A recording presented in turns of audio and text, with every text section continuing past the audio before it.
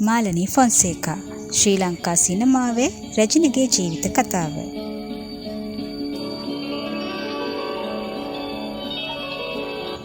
ආයුබෝවන් යාළුවනේ, අද අපි කතා කරන්න යන්නේ ශ්‍රී ලංකා සිනමාවේ සිනමා රජින ලෙස හැඳින්වෙන මාලනී ෆොන්සේකා ගැනයි.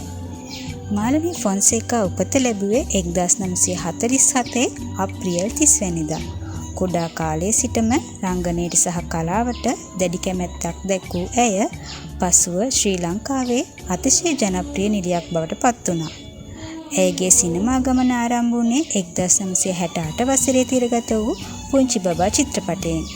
එම චිත්‍රපටයෙන් පසු ඇගේ දක්ෂතාවය රටම හඳුනාගත් අතර හිඟන කොල්ලා, බඹරු ඇවිත්, අක්කර 5, යස ඉසුරු, අනූපමා ඇතුළු ජනප්‍රිය චිත්‍රපට රැසක ප්‍රධාන චරිතය නිරූපණය කළා.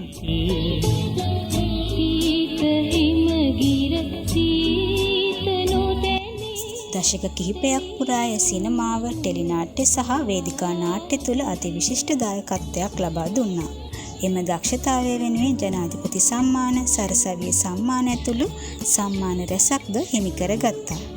මේ නිසාම බොහෝ දින ඇයව ආදරයෙන් හැඳින්වූයේ ශ්‍රී ලංකා සිනමා රැජින ලෙසයි. කලා ශාස්ත්‍රයට කළ අමිල සේවය වෙනුවෙන් ඇය පාර්ලිමේන්තු මන්ත්‍රීවරියක් ලෙසද කටයුතු කළ අතර ශ්‍රී ලංකාවේ කලා ඉතිහාසයේ අමතක නොවන චරිතයක් බවට පත් වුණා. කනගාටුවෙන් වුවද සඳහන් කළ යුතු වන්නේ මාලනී ෆොන්සේකා 2025 මැයි 24 වෙනිදා වයස අවුරුදු 78 දී අභාව ප්‍රාප්ත වීමයි. ඇයගේ වියෝව ශ්‍රී ලංකාවේ කලා ලෝකයට විශාල පාඩුවක් ලෙස සැලකුණා. අදත් ඇය රඟපෑ චිත්‍රපට සහ ඇයගේ අසමසම රංගන හැකියාව ලක්ෂ සංඛ්‍යාත රසිකයන්ගේ හදවත්වල ජීවත් වෙනවා.